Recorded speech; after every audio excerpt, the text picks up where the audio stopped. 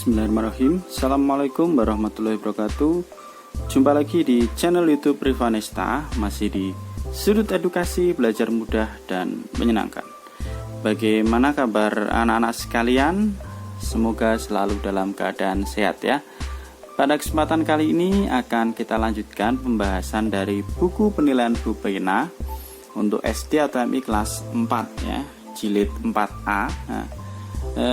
Kali ini kita akan bahas tema 1, indahnya kebersamaan ya.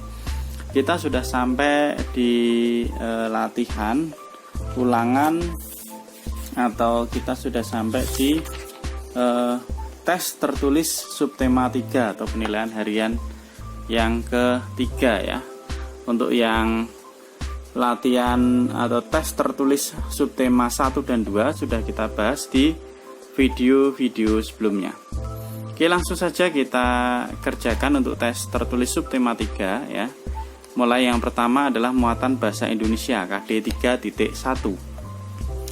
Bacalah teks berikut untuk menjawab pertanyaan nomor 1 dan 2. Egrang merupakan permainan tradisional yang menggunakan galah atau tongkat ketika berjalan.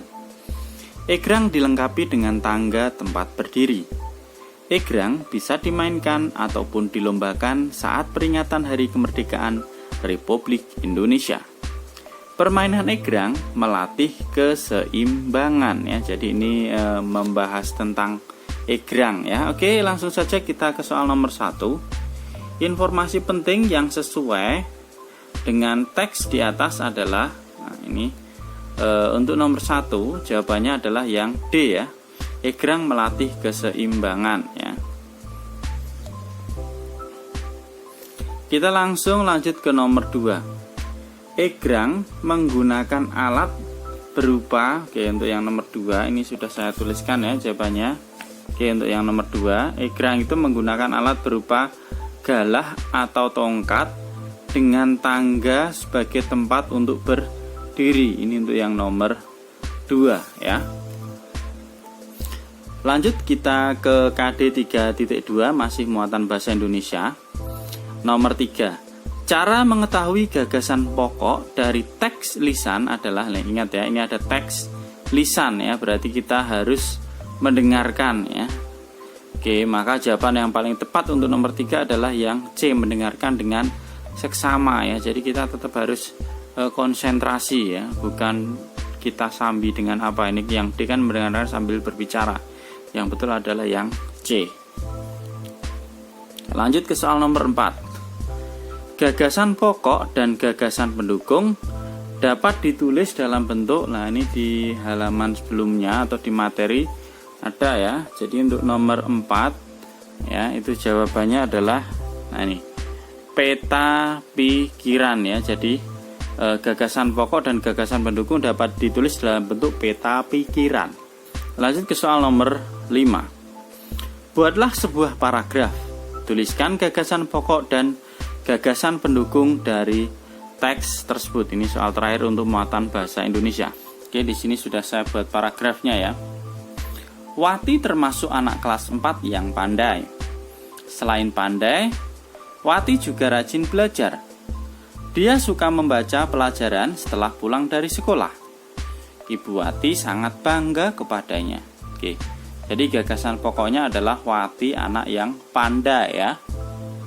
Ini ada di di kalimat pertama ya. Kemudian gagasan pendukungnya apa? Berarti yang melengkapi gagasan pokok ya. Ada Wati rajin belajar, Wati suka membaca, dan ada juga ibu bangga kepada Wati. Nah, demikian untuk muatan bahasa Indonesia. Kita lanjut ke muatan berikutnya adalah IPS. Oke, muatan IPS KD 3.2. Nasi jinggo berasal dari, nasi jinggo itu berasal dari Bali ya. Kalau dari Jogja itu gudeg yang terkenal ya. Oke, nomor 1 jawabannya adalah Bali. Nomor 2. Suku Baduy berasal dari Jawa Barat ya. Kemudian yang nomor 3, salah satu makanan pokok khas Jawa Barat adalah, nomor 3 di sini sudah saya tuliskan jawabannya. Ini adalah nasi timbel ya. Oke, nomor 3 nasi timbel. Kemudian nomor 4. 3 contoh keragaman setiap daerah meliputi. Oke, di sini tadi nomor 3 adalah nasi timbel ya, makanan dari daerah Jawa Barat ya, makanan khas dari Jawa Barat. Kemudian nomor 4 tadi 3 contoh keragaman daerah. Itu ada keragaman suku bangsa, keragaman bahasa daerah, dan juga keragaman rumah adat. Selanjutnya nomor 5 itu kita diminta tuliskan 5 makanan tradisional beserta daerah asalnya. Oke, 5 makanan tradisional beserta daerah asalnya ada nasi timbel tadi dari Jawa Barat, kemudian nasi jinggo dari Bali, kemudian ada papeda atau bubur papeda, ini berasal dari Papua. Kemudian ada rendang yang sangat terkenal ya, nasi padangnya itu berarti di Sumatera Barat, dan juga di Jogja ada yang terkenal yang namanya adalah gudeg. Kita lanjut ke muatan IPA KD 3.6. Bunyi pantul yang terdengar setelah bunyi asli disebut, nah ini namanya adalah gema ya. Jadi bunyi pantul yang terdengar setelah bunyi asli itu disebut dengan gema. Kalau gaung itu bunyi pantul yang terdengar hampir bersamaan dengan bunyi asli, justru mengganggu ya. Gaung sama kerdam ini sama. Nah, kalau desah itu yang bunyi yang sangat pelan sekali ya. Desah ya. Oke, nomor 1 jawabannya adalah yang A, gema. Nomor 2. 2 contoh benda yang dapat memantulkan bunyi, yaitu ini banyak sekali ya. Benda yang dapat memantulkan bunyi berarti benda yang keras, itu bisa batu, kayu, ataupun kaca. Sedangkan untuk yang nomor 3, bunyi dapat diserap oleh bahan yang lunak ya. Oke, kita lihat untuk soal nomor 2 dan nomor 3 ya. Oke, tadi yang dapat memantulkan bunyi itu ada batu, kayu, dan kaca. Kemudian bunyi dapat diserap oleh benda yang lunak ya. Kemudian nomor 4 itu pertanyaan adalah mengapa dinding bioskop dilapisi bahan karet ya. Dilapisi bahan karet itu supaya mencegah terjadinya gaung ya, gaung atau kerdam, karena justru dapat menjadikan suara tidak jelas kalau terjadi gaung ya. Lanjut ke muatan PPKN KD 3.4. Jika dalam berdiskusi kita menemukan perbedaan pendapat, maka kita haruslah, kalau ada perbedaan itu kita sebaiknya apa? Nah, jawabannya adalah yang A, menghormati ya. Jadi kita tidak boleh mengabaikan ya, menasihati ya. Boleh, tapi yang paling tepat adalah menghormati. Lanjut ke soal nomor 2. Tujuan bekerja sama adalah, nah nih ya, ini ada di halaman 62 ya. Jadi untuk yang nomor 2, tujuan dari kerjasama itu adalah untuk mencapai kesepakatan bersama dan menghargai satu sama lain. Ini ada di halaman 62 ya, di buku Bu Pena ya. Oke, lanjut kita ke soal nomor 3. Oke.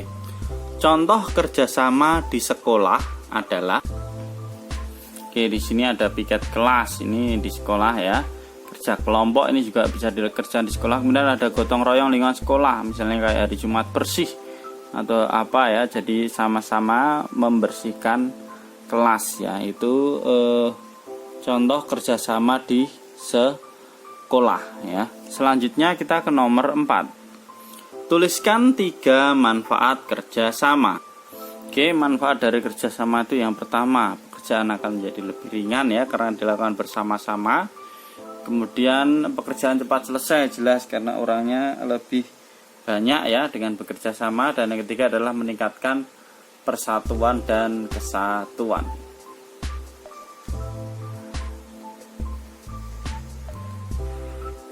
Oke, sekali lagi saya ulangi untuk manfaat kerjasama itu, yang pertama pekerjaan akan menjadi lebih ringan, yang kedua itu pekerjaan akan cepat selesai, dan yang ketiga adalah meningkatkan persatuan dan kesatuan. Nah, itu untuk muatan pelajaran PKN. Sekarang kita lanjut ke muatan pelajaran SBDP. Oke, di sini KD 3.3 ya.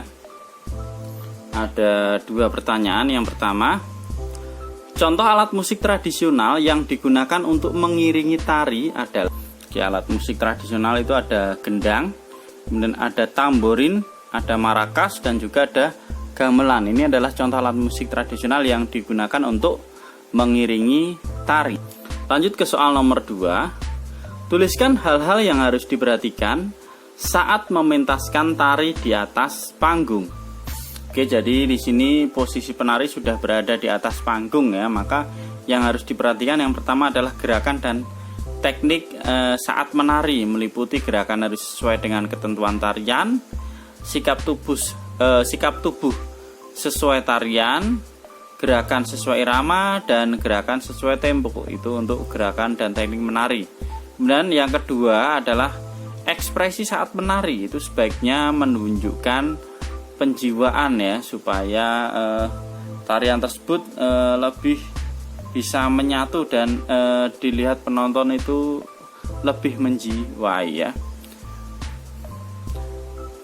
Oke, demikian tadi penjelasan untuk soal tes tulis subtematika atau penilaian harian yang ketiga ya dari tema 1. Terima kasih sudah meluangkan waktu untuk belajar bersama. Mohon maaf apabila ada kekurangan dalam penjelasan soal-soal yang ada. Jadi sifatnya ini hanya rekomendasi ya. Jadi mungkin kalau ada jawabannya yang